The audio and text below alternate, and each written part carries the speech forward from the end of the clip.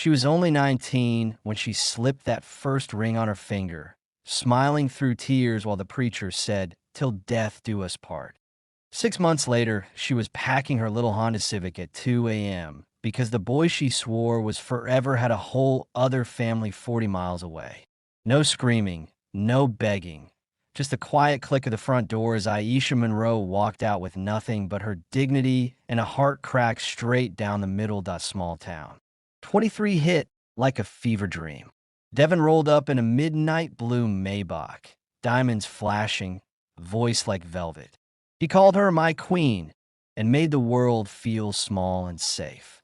Private jets, front row seats, a ring so big it hurt her hand.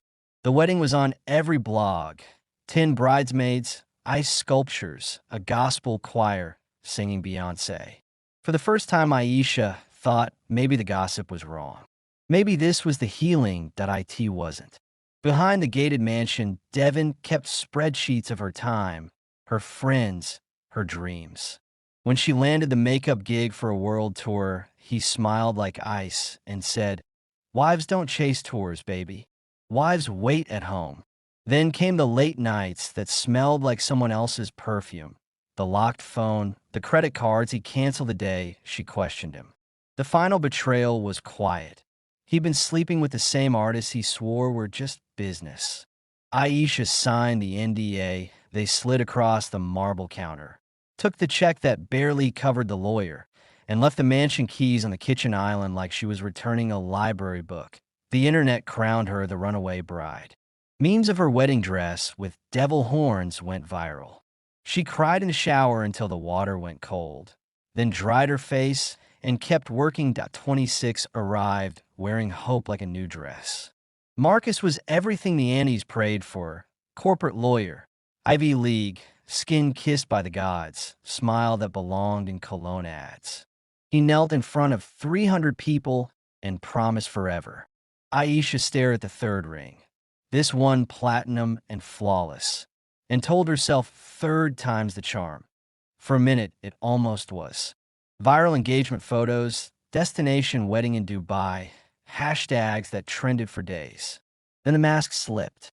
At dinner parties, he introduced her as my beautiful wife, while squeezing her thigh under the table hard enough to warn her not to speak too long. When she booked Beyoncé's tour, he laughed in front of his colleagues. "Makeup is cute, baby, but it's time you acted like a wife." She found the bank statements. Her earnings quietly moved into an account for the boutique girlfriend he kept downtown. When she confronted him, he didn't even look ashamed. He leaned back in his leather chair and said, "3 marriages before 30, and you still haven't learned how to keep a man? Good luck out there, Aisha. You'll be crawling back."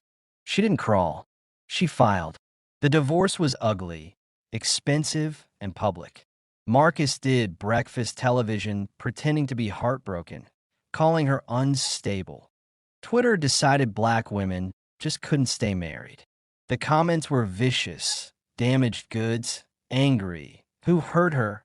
She read them on the bathroom floor at 3 in the morning, 3 wedding rings lined up on the tile like tiny handcuffs. She lifted the first one, then the second, then the third, ready to flush every promise down the drain. Instead, she closed her fist around them, looked in the mirror, and said out loud, "I'm not the problem. I'm the prize they weren't ready for." She sold the designer bags, the furniture, the last pieces of those old lives. Moved into a 500 square foot studio with peeling paint and a window that faced a brick wall. Every night, after 16-hour set days, she set up her ring light, pressed record, and talked to the camera like it was her best friend. She called the channel 3 times a bride because hiding wasn't an option anymore. She did smoky eyes and told the truth about the lies, the control, the way love can look perfect from the outside while it's killing you on the inside. She ended every video the same way. "I may have 3 ex-husbands, but I only have one life, and I refuse to waste it on a man who can't see my crown." The views climbed. 10,000, 50, 100, a million. Women sent messages by the thousands. "You told my story. I left tonight because of you." I thought I was alone. Aisha kept going, kept glowing, kept rising. She turned the pain into tutorials, the tears into technique, the ashes into a whole damn empire. And tonight, 2 years later, 30 years old and shining like she was forged from fire itself, Aisha Monroe is about to walk the most important red carpet of her life. While every man who swore she'd never make it without them watches from home, completely and utterly speechless. The gold gown hits the red carpet like a sunrise nobody saw coming. Cameras flash so hard the night turns white. Aisha stands tall, 30 years old, skin glowing, afro crowned high enough to block the hater's view. The diamonds on her neck are hers. She signed a receipt herself. Reporters scream questions, but she hears only one. Aisha, after everything you've been through, any of your exes watching tonight? She smiles slow, sweet, lethal. Sweetheart, they don't have a choice. The show's in every living room in America. Inside the arena, the energy is electric. Backstage smells like hairspray and victory. Superstars she once watched on tiny screens now line up for a brush. One pop princess grabs her hand and whispers, "Your divorce story got me out of my own cage." Thank you. Aisha just winks and keeps blending, because tonight isn't about the past. It's about the proof. Then the lights drop. The host's voice booms across 40,000 seats. Please welcome to the stage the woman who turned heartbreak into an empire. Your visionary creator of the year, Aisha Monroe. The Roar Dam near lifts the roof. She walks out alone, heels clicking like gunshots, holding nothing but the mic and 10 years of scars she turned into gold. The spotlight finds her and refuses to let go. She doesn't rush. She lets the applause crash over her like she's been waiting her whole life to stand in this wave. Then she speaks, voice steady, Georgia honey over steel. 10 years ago, I was a 19-year-old girl who thought a ring could save me. I married the liar. I married the jailer. I married the man who wanted a doll instead of a woman. I lost 3 husbands before most people have one. And every time I walked away, the world told me I was the failure. They said black women can't keep families. They said I was too loud, too ambitious, too broken to love. But tonight, I'm here to tell every little girl watching who feels too much, dreams too big, loves too hard. Your heart is not a curse. It's a compass. And when it tells you to leave, you leave. When it tells you to rise, you burn the whole damn sky down on your way up. The crowd is on its feet, screaming, crying, phones in the air like a galaxy of fireflies.